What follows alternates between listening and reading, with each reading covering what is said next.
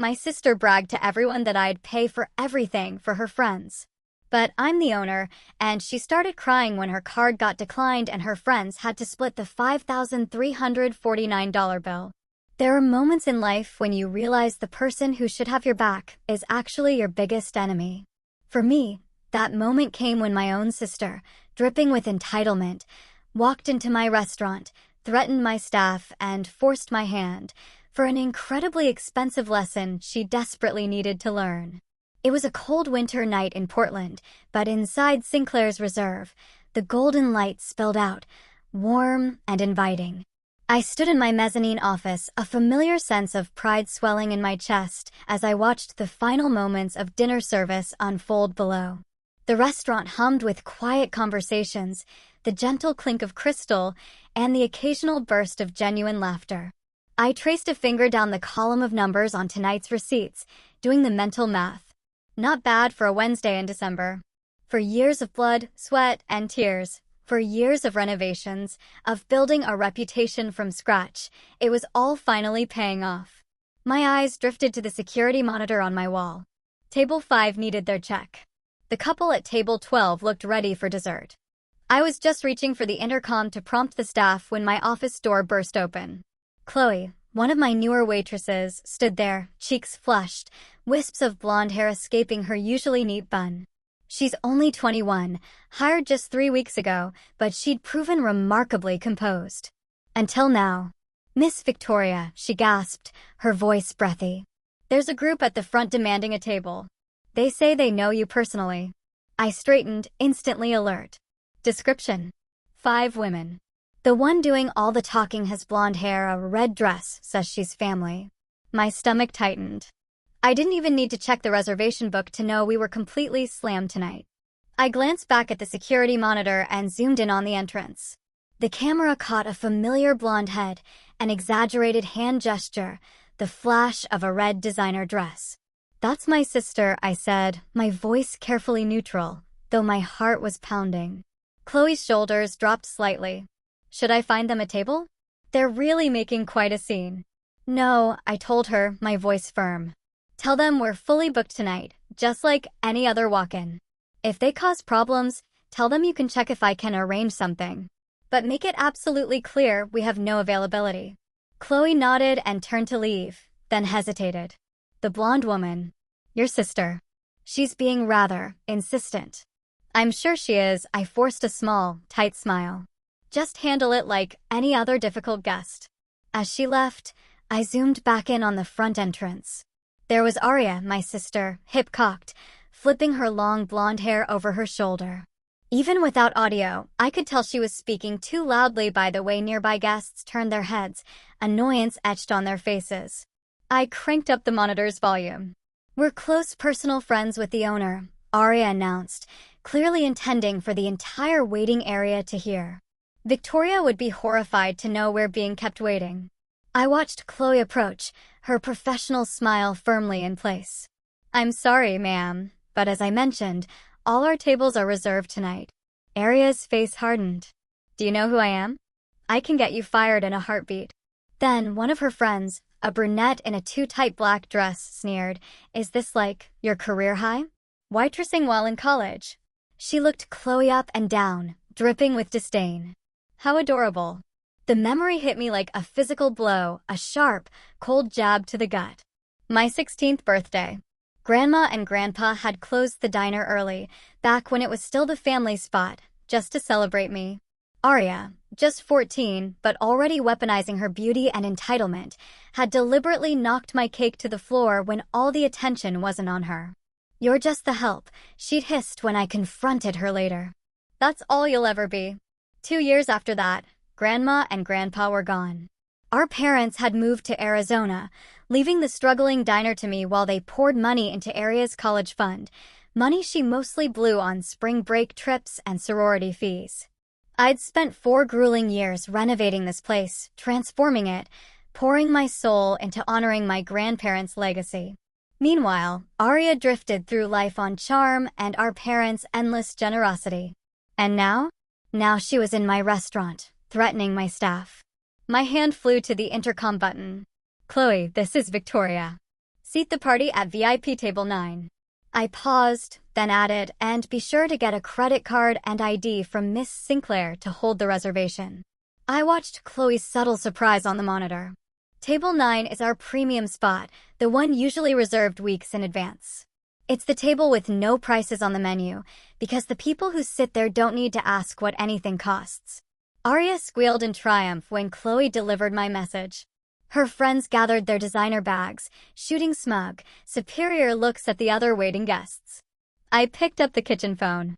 "Marcus, this is Victoria. The party at table 9 tonight. Give them our best. Every premium ingredient we have." I watched as they were led through the restaurant, Arya already pulling out her phone to document her victory. Yes, the full VIP experience. I hung up, allowing myself a small, grim smile as I watched them settle in at the table by the window. The golden light from our custom fixtures made the crystal and silver gleam. Arya raised her glass in a toast, her friends leaning in, laughing. That table. The very table where my grandparents once taught me that good food, served with respect, could transform people's lives. The table where I'd learned that every job in a restaurant was valuable. The table where I'd promised my dying grandfather I would keep their dream alive. Now it was Arya's trap. She just didn't know it yet. I straightened my blazer. The night was just beginning. I kept watching the security monitor as Arya's party indulged, stretching into their third hour at table 9. Their laughter grew louder with each round of cocktails, premium ones, of course. My instructions to the kitchen had left nothing to chance. Japanese A5 Wagyu, Maine lobster tails, white truffles shaved tableside. For dessert? A lemon tart crowned with gold leaf that cost more than most people's dinner for two. Through it all, Chloe maintained perfect composure, refilling crystal glasses with $300 bottles of champagne, carefully noting each selection on the check that grew longer by the minute. "Miss? Victoria." Marcus appeared at my office door, wiping his hands on his chef's apron. "Table 9 has finished dessert. Should we offer after-dinner drinks?" "No," I said, standing and smoothing my blouse. "I believe it's time to conclude their evening." On the monitor, I watched Chloe approach their table with a sleek leather folio. Inside, a check for exactly $5,349.50. Arya's face when Chloe placed the folio before her was everything I anticipated, shock giving way to indignation, her perfectly lined lips parting in disbelief. She flipped open the cover, blinked twice at the total, then slammed it shut. "There must be some mistake," Arya said, loud enough that diners at nearby tables paused their conversations. "I was invited tonight. My sister is the owner." Her friends exchanged nervous glances, the reality of their evening finally penetrating through the fog of expensive alcohol. Their Instagram posts celebrating luxury girls' night out suddenly appeared wildly premature. "Victoria said we'd be taken care of." Arya's voice rose to a shriek. Her face flushed red beneath her makeup, a childhood tale I remembered from whenever she'd been caught in a lie. "This is ridiculous." Other guests turned to watch the spectacle, their forks hovering midway to their mouths. The elegant atmosphere I'd spent 4 years cultivating threatened to dissolve. Chloe, to her credit, didn't flinch. "Ma'am, the first 3 rounds were comped, as Miss Sinclair instructed." Her voice remained steady, professional. "If you know the owner, you're welcome to call her directly for confirmation." Arya glanced at her friends, who shifted uncomfortably. The brunette who'd mocked Chloe earlier suddenly appeared intensely interested in her napkin. Another scrolled frantically through her phone, likely checking her bank balance. I stepped away from the monitor and slipped into my black blazer, the one I reserved for important meetings and confrontations. The wool felt like armor against what was coming. Arya pushed back from the table, nearly knocking over a water glass. "I need to use the restroom," she announced, grabbing her phone. Her friends exchanged worried looks, but said nothing as she stormed across the dining room. 5 minutes later, she returned, a determined set to her jaw. She beckoned Chloe over, holding up her phone screen. "Look," she said, scrolling through what appeared to be a text conversation. "Victoria S., owner Sinclair's." She pointed to a message bubble. Can't wait to treat you and the girls tonight. Everything's on me. Even from my vantage point on the mezzanine, I could tell it was fake. A hastily created contact, probably typed in the bathroom stall moments ago. Chloe studied the screen, her expression neutral. I'm sorry, ma'am, but I need direct confirmation from Miss Sinclair. Restaurant policy. I watched Arya's facade crack, her shoulders slump before she rallied, eyes darting to her friends, who now appeared more embarrassed than entitled. The stakes were clear, $5,349.50 that nobody planned to pay. I'm calling my sister right now, Arya hissed, punching at her phone. My cell vibrated in my pocket. I let it ring, watching the scene unfold below. She's not answering, Arya announced after 4 rings. Perhaps she's busy running the restaurant, Chloe suggested, her tone perfectly balanced between helpful and pointed. Around them, my staff continued working with practiced professionalism. Carlos delivered a bottle of wine to table 12 without glancing at the disturbance. Maria recited the night's specials to new arrivals as if there wasn't a woman having a meltdown 20 feet away. Their loyalty registered as a warm certainty in my chest. They were standing with me through this, maintaining the standards I'd fought to establish. I stepped out of my office and paused at the top of the stairs. The entire restaurant seemed to hold its breath. Even Arya, sensing movement, looked up and saw me. The descent felt longer than usual, each step measured and deliberate. When I reached table 9, Arya's expression had shifted from anger to something closer to panic. Her friends wouldn't meet my eyes. I am Victoria Sinclair, the owner, I said, my voice soft but carrying. I don't recall inviting anyone for a free meal tonight. Arya's face flushed crimson, then drained to pale in the space of 3 seconds. Her eyes darted between me and her friends, searching for support and finding none. I was just kidding, sis, she said, tears welling. I just wanted my friends to have fun, you know how it is. A joke has to end at the right time, Arya, I replied, no emotion coloring my words. Tonight, that time is now. I turned to Chloe, who stood ready with the credit card terminal. Charge the full bill, minus the 3 free rounds. Arya fumbled for her phone, fingers trembling as she tried to call our parents. The call went straight to voicemail. Dad was probably golfing, Mom at her book club. I knew their schedules better than Arya did. Her friends began a flurry of activity, wallets emerging from designer bags, credit cards laid on the table like surrendered weapons. One whispered frantically to another about maxing out her card. Another mentioned something about rent money. The harsh reality of their evening's choices settled over them like a heavy blanket. Chloe processed each payment with quiet efficiency, her composed manner a stark contrast to their panic. When she'd finished, she met my eyes and gave a small, professional nod. Your bill has been settled, she told Arya. Thank you for dining at Sinclair's Reserve tonight. The silence that followed hung between us, thick with all the things Arya wanted to say but, for once, didn't. She gathered her purse, not looking at me as she and her friends rose to leave. I stood perfectly still until they'd exited through the front doors, the cold December air rushing in briefly before the door swung shut behind them. Around us, the restaurant resumed its rhythm. Soft conversations, the gentle clink of silverware against plates, waitstaff moving with practiced grace between tables. The moment of consequence had passed, leaving only the lingering satisfaction of a lesson delivered. Chloe approached, holding the night's receipts. Will there be anything else, Miss Sinclair? No, I said, taking one last look at the empty chairs at table 9. You handled that perfectly. For the first time in years, I'd stood my ground against Arya's relentless entitlement. The cost was high, family piece for professional integrity, but as I returned to my office, I knew I'd made the right choice. Some things, like respect, have to be earned, not demanded. Tonight, Arya learned that lesson, one expensive bite at a time. I heard him before I saw him. The heavy footsteps, the way the front door nearly rebounded off its hinges. My father had arrived, and he was not happy. 3 days had passed since Arya and her friends paid their bill and left Sinclair's Reserve with their tails between their legs. 3 days of deafening silence from my family, until now. I straightened the papers on my desk, took a deep breath, and watched Mr. Sinclair on the security monitor as he strode through the dining room.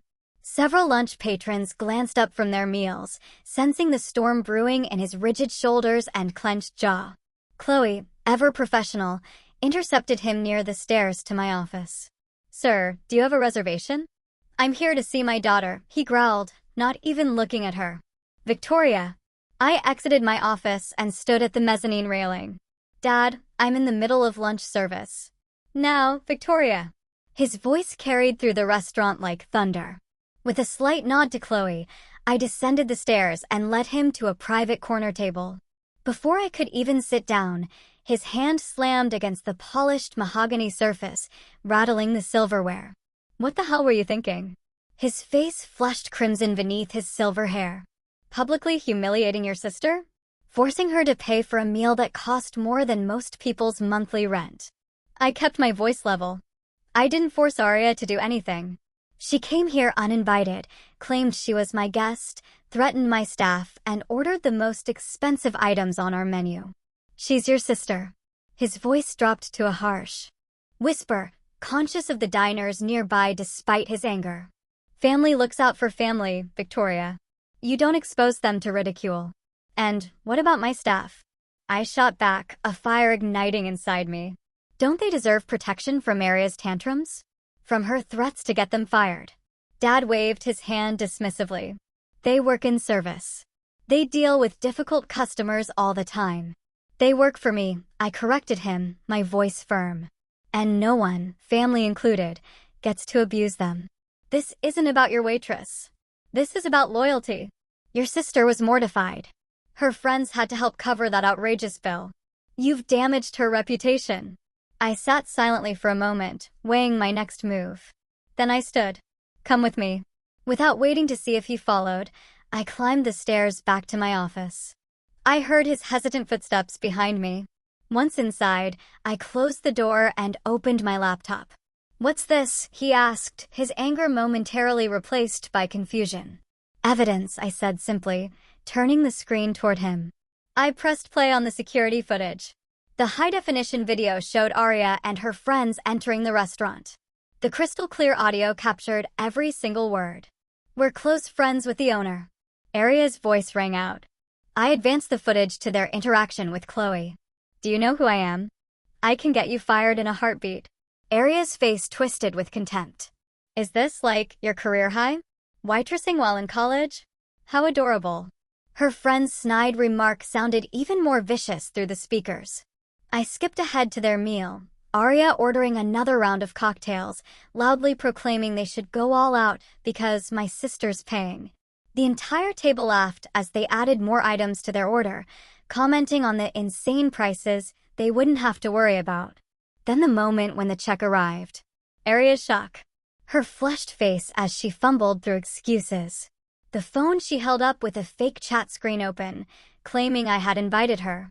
My father watched in stunned, absolute silence. When the footage ended, he slowly sank into the chair across from my desk. For a long moment, he said nothing. Then I was wrong.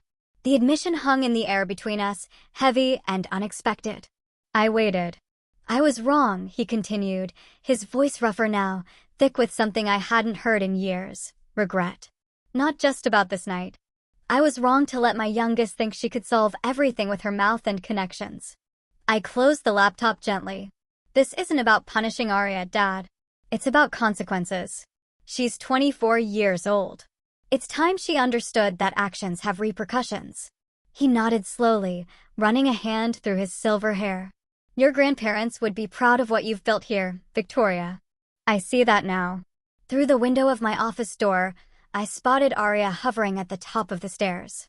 Her eyes were red-rimmed, her usual confidence absent as she waited for our father. When he emerged, she fell into step behind him, head bowed. She didn't look back at me. The restaurant continued to hum below, undisturbed by our family drama.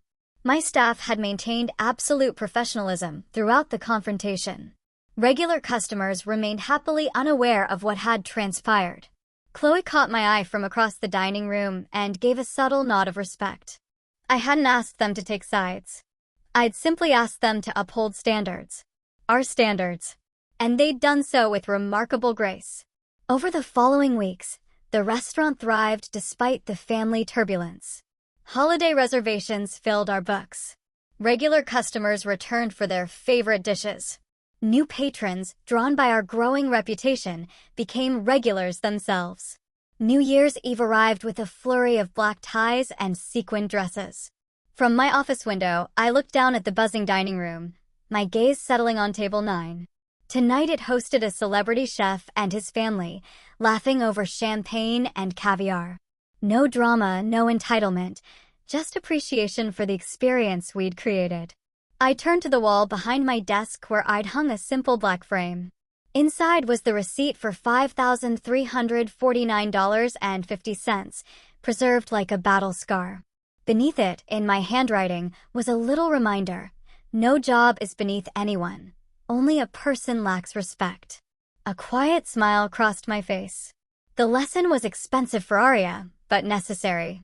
For me, it marked the end of endless accommodation and the beginning of something healthier for both of us. The next morning, I called Chloe into my office. "I'd like to offer you a full-time position," I told her. "Your handling of that situation with my sister, and everything since, has been exemplary." Her eyes widened. "Thank you, Miss Victoria." "I don't know what to say." "Say yes," I smiled. "And there's a bonus in your next paycheck. You've earned it." As she thanked me again and left, I realized I wasn't just establishing professional boundaries. I was creating the foundation for what family relationships should actually look like: mutual respect, accountability, clear expectations. I still called my parents weekly. I still asked about Arya, though they'd grown remarkably tight-lipped about her activities. I wasn't cutting ties, I was requiring respect. The difference was crucial. 2 months passed. The restaurant continued to flourish. February brought Valentine's couples and business meetings alike through our doors. I settled into a comfortable rhythm, the incident with Arya fading from an open wound into a teaching moment. On a quiet Monday morning, as I reviewed vendor invoices in my office, a soft knock interrupted my concentration. Not Chloe's quick, efficient rap. Something hesitant, almost apologetic. "Come in," I called out. The door opened slowly. Arya stood in the doorway, nearly unrecognizable. Her designer clothes were replaced by simple jeans and a sweater. Her face bare of makeup, hair pulled back without pretense. "Hi Vic," she said softly, using my childhood nickname. My eyes flicked to the framed receipt on the wall. In one smooth motion, I opened my desk drawer and slid the frame inside, out of sight. "Hello, Arya," I responded, my voice neutral but not cold. "What brings you here today?" She stepped into the office, closing the door behind her. Something had changed in her eyes, a humility I'd never seen before. "I was hoping we could talk," she said. The possibility of genuine change hung in the air between us, heavy and fragile. Arya sat, her hands folded tightly in her lap. The silence between us felt physical, weighted with the memory of her drunken entitlement, her threats to my staff, the humiliating confrontation that followed. "I don't know how to start," she finally said, looking at her hands instead of me. "Usually the beginning works," I replied, leaning back in my chair. Arya took a deep breath. "I'm sorry, Victoria. Really sorry. Not just for the scene I made here, but..." She paused, struggling. "For how I've treated you for years. For thinking I deserved special treatment. For threatening your employee." I studied her face, searching for the performative quality her apologies usually carried, the calculated tears, the practiced sincerity. Surprisingly, I found none of those familiar markers. "What happened after Dad left that night?" I asked, keeping my expression neutral. "They cut me off." Arya's laugh held no humor. "Not just money. They wouldn't take my calls for 3 weeks." She looked up, meeting my eyes. Directly. "Dad showed Mom the security footage. All of it. They made me watch it with them when they finally agreed to see me." I remained silent, giving her space to continue. "It's different, seeing yourself like that, hearing the things you said." Her voice dropped. I couldn't believe that was me. But it was. She straightened slightly. "I've been seeing someone. A therapist. Trying to figure out why I, She gestured vaguely, became that person. I took a sip of my coffee, considering her words carefully. Words are easy, Arya. Actions take time. I know, she nodded, looking around my office. I've been thinking a lot about what you wrote on that receipt. No job is beneath anyone. Only a person lacks respect. My eyebrows rose slightly. I hadn't expected her to remember that detail. I want to work here, she said suddenly. I nearly choked on my coffee. What? As a waitress, she clarified. Not management. Not hostess. A waitress. She leaned forward. The job I mocked Chloe for doing. I searched her face for signs of manipulation, some hidden angle that would benefit her. Why? Because I need to understand, she said simply. I need to know what it's like on the other side. What it's like to earn something instead of just demanding it. The staff won't be thrilled, I pointed out. They remember you. I know, she looked down. I wouldn't be thrilled either if I were them. I considered the proposal, weighing risks against potential rewards. Could this be genuine growth? Or another elaborate performance? If I agree to this, I said carefully, there are conditions. Arya nodded immediately. Anything. You start at the bottom. Minimum wage plus tips. Just like everyone else. No special treatment. If you're late, you're written up. If you're rude to a customer or staff member, you're out. I leaned forward. And you work the full schedule. No calling off for parties or shopping trips. I understand. You'll need to prove yourself to staff. I won't force them to like you. She nodded again. That's fair. I rose from my desk. Decision made. Training starts tomorrow. 6 a.m. Don't be late. The staff meeting later that morning went about as well as expected. Faces tightened when I announced Arya's trial employment. Marcus, my head chef, crossed his tattooed arms over his chest. The same woman who called Jose a Mexican busboy when he's been our head dishwasher for 5 years? That Arya. The same, I acknowledged. People can change. But they need the opportunity to prove it. Chloe, to her credit, simply nodded professionally. Will she be training with me? Yes. And I need you to be fair but firm. No letting things slide because she's my sister. Not a problem, Chloe said, a ghost of a smile touching her lips. Arya's first day tested my resolve. She arrived at 5:45 a.m., already dressed in the black pants and white shirt uniform. Her expression when I handed her the employee manual was one of genuine determination. By noon, reality had set in. I watched from the mezzanine as she struggled with a tray of water glasses, her steps careful but uncertain. A glass wobbled dangerously. Her feet, unsuited to hours of standing, already showed her discomfort in the way she shifted her weight. A table of businessmen snapped their fingers to get her attention. One pointed rudely at his empty coffee cup. I saw Arya's shoulders tense, then deliberately relax as she approached with a smile that cost her visible effort. By closing, her makeup had worn off completely. Her ponytail drooped. When she thought no one was watching, she leaned against the wall near the kitchen, rubbing her lower back. How was it? I asked her as she punched out. Harder than I thought, she admitted. My feet feel like they're going to fall off. You get used to it, I said, remembering my own first weeks working for our grandparents. Will you be back tomorrow? Something like pride flickered across her exhausted face. Yes, she said. I'll be here. The weeks that followed surprised me. Arya never missed a shift. She accepted corrections from Chloe without drama. When a customer sent back a steak 3 times, claiming it was overcooked, then undercooked, then just not right, Arya handled it with unexpected grace. The kitchen staff was ready to murder that guy. I overheard Jose telling her as they rolled silverware after closing.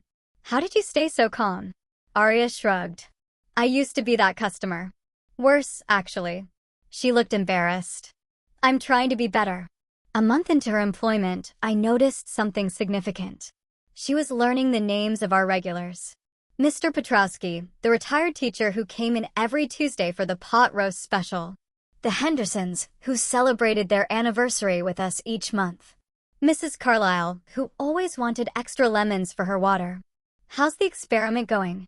Marcus asked me one evening as we reviewed the week's orders. Better than expected, I admitted. But I'm still waiting for the other shoe to drop. He nodded toward the dining room where Arya was helping the new busboy learn the table numbering system. Sometimes people surprise you, he said, especially when they hit rock bottom. I watched my sister laugh at something the busboy said, her expression open and genuine in a way I hadn't seen since we were children. Maybe, I conceded, allowing myself the first cautious hope that this change might actually be real. I glanced down at the dining room from my mezzanine office, eyes fixed on VIP table 9. The same table where Arya's journey began 3 months ago now hosted another group of 5 women, all designer clothes and expensive perfume. Their voices carried across the restaurant floor, demanding attention with each exaggerated laugh and theatrical complaint. Arya moved between tables with practiced efficiency, her once manicured nails now trimmed short for practicality. Her first month working here had transformed her, physically and otherwise. The makeup was minimal, the designer clothes replaced by our standard black uniform. She'd proven surprisingly capable, mastering the computerized ordering system faster than most new hires and memorizing our extensive wine list within 2 weeks. The intercom on my desk buzzed. Chloe's voice came through, tight with concern. "Victoria, we have a situation at table 9. They're getting difficult." "What kind of difficulty?" I asked, though I already knew. I'd arranged this table myself. "They're demanding free appetizers because they waited an extra 5 minutes. One claims she knows the owner personally." "Who's their server?" I asked, knowing full well the answer. "Arya." "Good. Let her handle it." I watched from above as Arya approached table 9 with a tray of water. One woman with a sleek brunette bob gestured sharply, her red-lacquered nail jabbing the air between them. "We've been waiting 15 minutes for our drinks," she said, voice pitched to Carrie. "Is this how you treat all your guests? Or just the important ones?" I recognized the line, word for word what Arya had said to Chloe months ago. Arya's spine stiffened slightly, but her smile remained professional. "I apologize for the wait. Our bartender is preparing your specialty cocktails now. They'll be out momentarily." The woman who seemed to be their leader leaned forward. "Do you have any idea who I am?" "I'm personal friends with Victoria Sinclair." Again, Arya's exact words from that night. "I could have fired you with one phone call," added another at the table. I watched Arya's hands for any tremor, any sign that she might crack under the pressure. This test wasn't scheduled until next week, but when this particular group made a reservation, I recognized the opportunity. 5 women from a local marketing firm, notorious for their demanding behavior. Perfect mirrors for what Arya once was. "I understand your frustration," Arya said, her voice steady. "Allow me to bring some complimentary truffle popcorn while your drinks are being prepared." No defensiveness, no attitude, just problem-solving and professionalism. The brunette scoffed. "Popcorn? Do we look like we're at a movie theater? We want the tuna tartare." Comped. Arya took a small breath. I leaned forward, watching her face in profile. A month ago, she would have been on her phone by now, texting furiously for backup or making threats. "The tuna tartare is exceptional," she said instead. "I'll check with the kitchen to expedite your order. The drinks will be out in 2 minutes." As she walked away, one woman called after her. "This service is pathetic. Is waitressing like your career high? Because you're not very good at it." The exact phrase Arya's friend had used on Chloe. I reached for the intercom, my finger hovering over the button. Part of me wanted to intervene, to spare her this humiliation. But that would undermine everything the past month had built. Arya needed to face the mirror I'd placed before her. Arya returned with their drinks on a silver tray, each glass garnished precisely to our standards. Her movements were deliberate, careful. She served the most demanding woman first, then worked her way around the table. "Your tuna tartare is being prepared," she informed them. "Chef Marcus is adding extra yuzu just for your table." The brunette tasted her drink and made a face. "This isn't strong enough, and I specifically asked for no mint." "There's no mint in that cocktail," Arya said gently. "The green you're seeing is basil, but I'm happy to have it remade stronger if you prefer." The woman pushed the drink away. "Just tell Victoria that Melanie is here. She'll know who I am." "I'd be happy to let Miss Sinclair know you're asking for her," Arya said, maintaining her composure. "May I get your last name as well?" The woman faltered slightly. Just Melanie. She knows me. Arya nodded. I'll be right back with your tartare and let Miss Sinclair know you're asking for her. She walked away, shoulders squared, and disappeared into the kitchen. I expected her to come storming up to my office, demanding to know why these women were being so difficult. Instead, I watched her on the kitchen camera, taking a deep breath, rolling her shoulders back, and speaking quietly to Marcus. No drama, no scene, just doing her job. When she returned to the table, she brought not only their tartare, but also a small plate of chocolate truffles. With our compliments, she told them. I've informed Miss Sinclair that you're here. She sends her regards, but is in a meeting with investors at the moment. A perfect professional lie, the kind I would have authorized myself. The women at the table exchanged glances, their momentum somewhat broken. They'd expected tears, or anger, or at least flustered discomfort. Arya gave them none of it. For the next hour, I watched as Arya handled every complaint, every demand with the same steady professionalism. When they insisted on moving tables mid-meal, she arranged it without protest. When they claimed their steaks were overcooked, they weren't. She had new ones prepared. When they demanded to know why the dessert menu didn't feature crème brûlée like it used to, Arya politely explained that our menu changes seasonally, offering alternatives with similar flavor profiles. Not once did she lose her composure. Not once did she make excuses or become defensive. She simply solved problems one after another, with dignity intact. When they finally left, after paying their bill in full, I noted with satisfaction, Arya stood at the door, thanking them for coming as if they'd been model guests. Later, after closing, I found her in the empty dining room, polishing silverware with more attention than the task requires. Her face was thoughtful, almost melancholy in the dimmed lights. Tough table tonight, I commented, sliding onto a bar stool beside her. She looked up, a small smile lifting one corner of her mouth. You planned that, didn't you? I didn't deny it. How could you tell? They used my exact phrases from that night, word for word. She set down a perfectly polished fork. I can't believe I used to be like that. The genuine embarrassment in her voice surprised me. This wasn't a performance for my benefit. The realization moved something inside me that I thought had calcified years ago. Everyone has moments they're not proud of, I offered. What matters is recognizing them. But I didn't just have moments. I was like that all the time. Her eyes met mine, clear and direct. I never thought about how it felt to be on the receiving end. I picked up a spoon, turning it to catch the light. Grandpa used to say that working in a restaurant teaches you more about human nature than any college degree. I remember that, Arya said softly. He'd let me fill the salt shakers when I was little. Said even that job was important because without salt, nothing tastes right. The memory caught me off guard. I'd forgotten those early days, before competition and resentment had built walls between us. Before our parents had played favorites. Do you know why I named this place Sinclair's Reserve? I asked her. She shook her head. Grandma told me once that family is like a special vintage, something you hold in reserve for the moments that matter most. I set the spoon down carefully. I always thought she meant the restaurant, but I think she was talking about us. For a moment, we sat in silence, the weight of years and misunderstandings between us gradually shifting, realigning. You're good at this, you know, I finally said, nodding toward the now gleaming silverware. The job. You have a natural talent for service.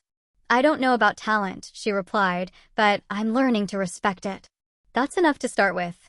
I stood, decision made. I'd like to offer you a permanent position. Regular staff, regular hours. No special treatment, but a fair chance. Her eyes widened slightly. You trust me with that? After everything.